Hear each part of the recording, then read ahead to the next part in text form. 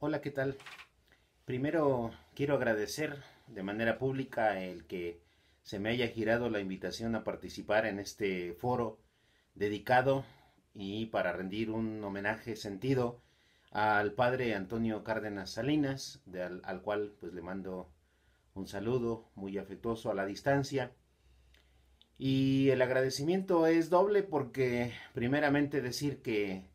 yo ciertamente conocí al padre Antonio Cárdenas, lo he conocido, pero nunca fue mi maestro en el seminario de Querétaro porque yo no estuve más que hasta el menor y ya no tuve la oportunidad de ser su alumno. Entonces, de alguna manera esta invitación a que yo participe para este homenaje, pues la considero un tanto inmerecida porque no fui yo su alumno, aunque puedo decir muy humildemente pues que fui alumno de sus alumnos. Y al yo escuchar la pasión con la que sus alumnos se dirigían por la obra, por el pensamiento, por lo vigoroso, la profundidad, la sapiencia del padre Cárdenas, pues yo me sentí extasiado y me sentí invitado a, en algún momento de mi vida, a estudiar precisamente la filosofía. Y así lo hice en la Universidad de Querétaro hasta el grado de la maestría. Quiero comenzar diciendo que de la síntesis que pude leer del padre Prisciliano Hernández sobre la tesis del padre Cárdenas, me llamaron la atención por lo menos un par de cosas de las que considero que se puede hacer eco al mismo tiempo que se hace también un ejercicio de espejo, es decir, de las ideas que el que les habla ha tenido la oportunidad de explorar, cuáles han sido los puntos de coincidencia y los voy a decir en breves minutos o en breves segundos por la premura del tiempo. Primeramente decir que me llamó sobremanera la atención la noción que tiene en la tesis del padre Cárdenas respecto de la filosofía de la cultura, precisamente por el escrutinio que hace de la obra de Jacques Maritain.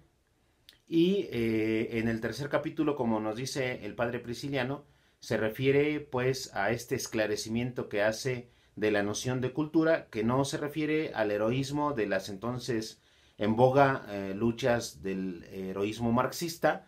o de la base social o del concepto de cultura como base social. Quiero decir que en ese punto encuentro una coincidencia con lo que hemos tenido la oportunidad de trabajar en mi tesis de licenciatura titulada Sine Nobilitate, reflexiones en torno a la dimensión moral del mundo masificado.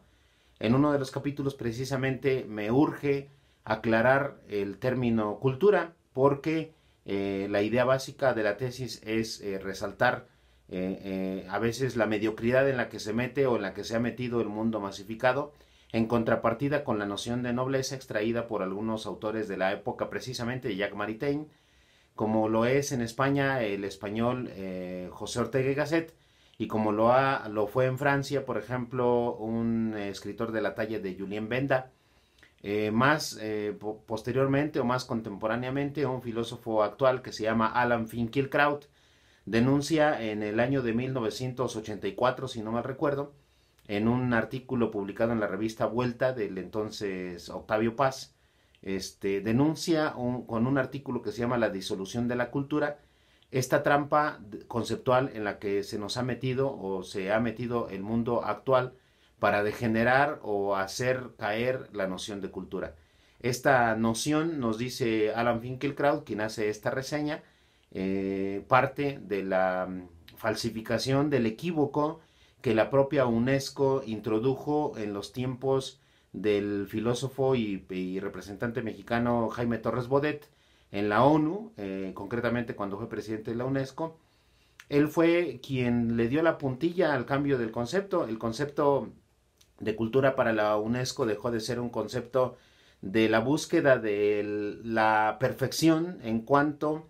a la tradición clásica. Lo mismo pasa con el término del humanismo, del cual también el padre Cárdenas hace eco, denunciándolo en la tesis según la reseña del padre Prisi. Y se refiere a esto, que tanto la noción de humanismo como la noción de cultura, pero más concretamente la de cultura, que es la que nos ocupa, tiene que ver con este equívoco de decir que la cultura es o pertenece al rango del alma colectiva, según el concepto alemán de la Volksgeist, Volks, pueblo, Geist, alma, alma colectiva, alma del pueblo. A partir de que la UNESCO cambió este concepto, pues la cultura ya no es la búsqueda de la excelencia en cuanto al conocimiento universal, arcaico, duradero de la tradición, sino cualquier manifestación popular que es propia más bien del folclore. Esta denuncia la tiene al menos explícita en la reseña que hace el padre Prisi, y ahí encuentro yo un punto de coincidencia para denunciar que el abajamiento del término cultura pues le ha dado mucha dificultad al trabajo, mucha dificultad al trabajo intelectual de la filosofía, degenerando con ello pues la noción del mundo intelectual. El otro punto de coincidencia pues es precisamente el punto de la caridad por medio de la cultura. Estamos llamados a un mundo en el que si no cultivamos la filosofía y si no nos hacemos partícipes de las entrañas de los conceptos para catapultar nuestra vocación a que se persiga un bien mayor, un bien trascendente, y si hemos dejado atrás la tarea de la filosofía y hemos declarado la muerte de Dios y de la filosofía y de la historia, pues nuestra vocación como pensadores, como filósofos, no tendría sentido. El verdadero sentido, desde las raíces de Santo Tomás, yo agregaría las raíces de San Buenaventura,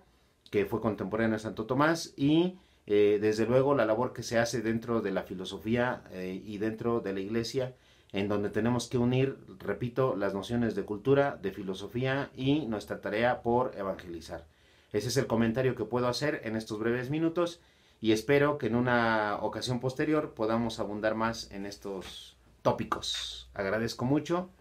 y un saludo a todos mis hermanos seminaristas, ex seminaristas, y al Padre Toño. Gracias.